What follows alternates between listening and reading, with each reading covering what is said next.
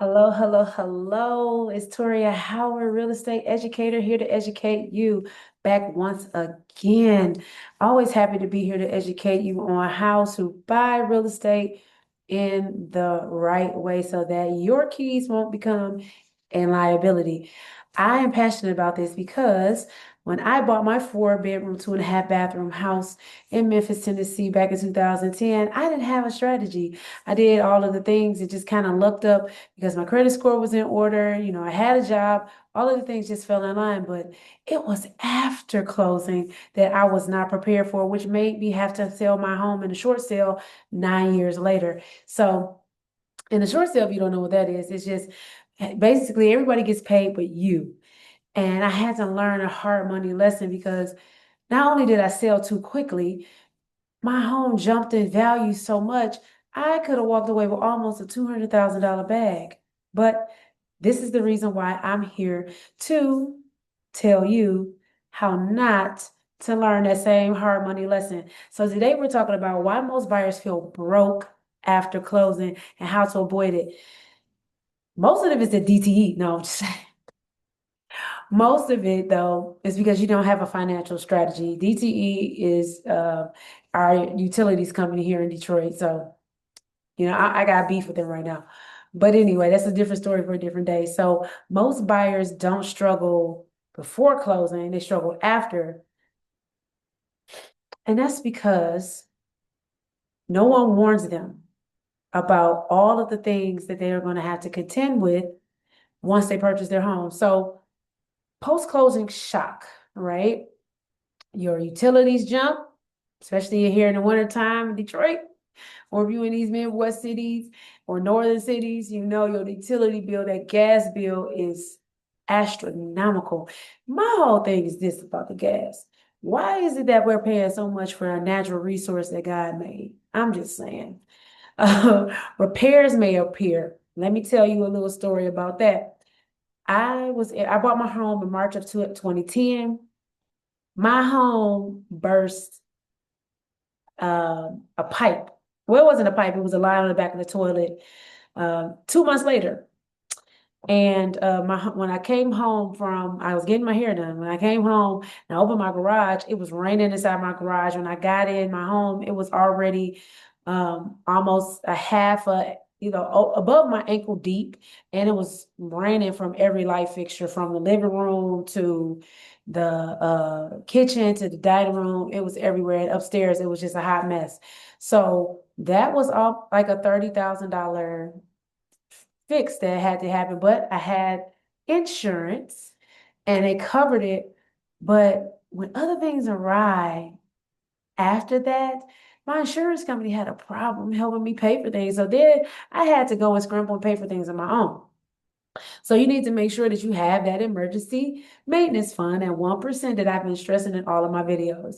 And lifestyle tightens because of the fact that you didn't factor in how you wanted to live your life before closing.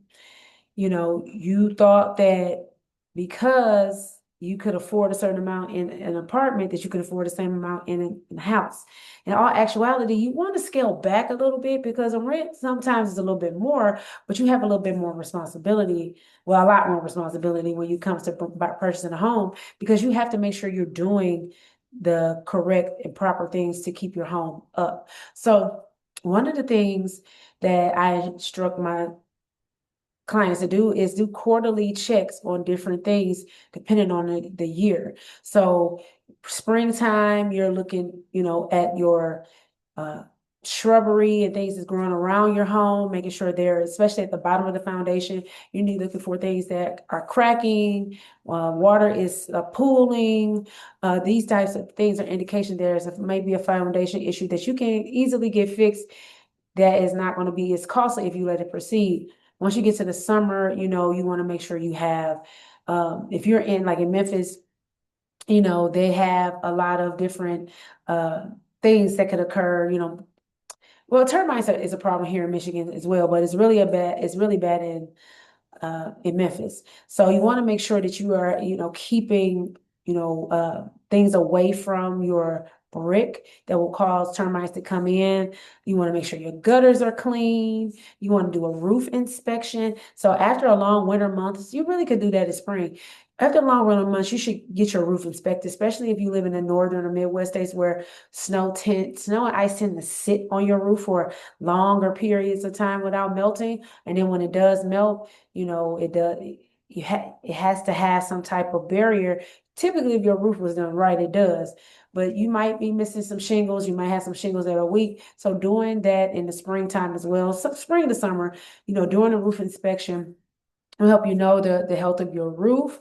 And doing the gutters will, just help everything flow and keep water from your home, especially if you have siding. And if you have a home that has siding, you want to make sure that that is not curling or peeling or coming off of the home as well.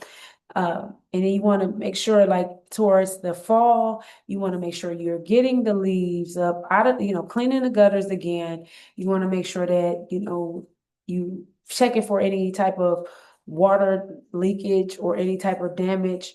If you have a basement or some type of room, if you live close to the water, you want to make sure that your furnace is intact. So getting that furnace inspected, water heater inspected, those different types of things will prevent a lot of, high maintenance costs in the end. But guess what?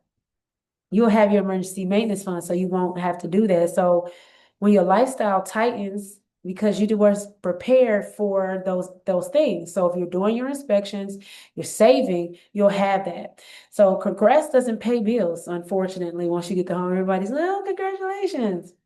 So why does this happen? People end up overextending. And when I say that is this, even though you get approved for 400,000, should you take the 400,000? No. Always scale back. I would say at least 100 to 150,000 a lot of times, just to give yourself some room. Give yourself some room to be able to breathe, to be able to do some other things that you want to do. So don't max out your approval. Don't use your max. I mean, you may fall in love with the house and all of that and this and that and the third, but don't get rose-colored glasses. You have to have a financial strategy. Lifestyle buffers. You don't have any type of buffer for things that happen, like emergency medical procedures or, children, having to have this and that. They're doing activities. Children are billed. Maybe your childcare might go up because of certain situations. Maybe you want to put your kid in private school because you feel like that's better. So you have to buffer those for those type of things. Maybe you, God forbid, something happens where you can't work. That's why you always get mortgage insurance. It's another expense, but something happens to you, make sure you have a rider, and if you lose your job, you have that mortgage insurance that will help you to buffer that. Yes, it's another expense, but it's a great expense and an investment that's going to pay you. So no plans beyond closing is another reason. A lot of people don't plan for the move. The move can be expensive. So, depending on how far you got to move, if you're relocating out of state or however that is, it can cost thousands of dollars just to move. And you have to make sure that you're prepared for that. So mortgage fits, life doesn't is the reason why people are broke after closing. So how smart buyers buy differently? So they use margins. You always make sure that you are within the margins in which you want to still have a life. Okay. You want to know your numbers, know your budget, know what's non-negotiables that you don't want to give up. Know what it is that you have to do in order to be able to buy a home. Okay. Know those things because those things cost. Cash buffers, always having savings. Tax time, if you're getting a tax return, I know some people that are in higher tax brackets sometimes don't get a tax return. You just wish you don't owe, right? I know the feeling. But you have a good tax preparer. Hopefully they can do that adjustment for you. So you want to make sure that you are using cash buffers. So even before you buy your home, taking your tax refund or any type of uh, money that you get in a lump sum and saving majority of it. I know you might have to pay off some things and do some things with it, but make sure that you are doing the things you need to do to, buffer, anything that could happen. And comfort over ego. You want to buy a home that just gives you what you need. And the best thing to do when you're walking around assessing homes is this. Does it have the bedroom, bathroom count I need? Does it have the, storage that I need? Is it in the right neighborhood for my family? What is my exit strategy? Am I buying in a place where it's going to appreciate? So in Detroit, we have areas that are appreciating 7 to 10%. Some areas are appreciating at 15%. Other areas outside of Detroit you are even seeing 20%, almost 30% appreciation, depending on where you are. Michigan real estate is going up.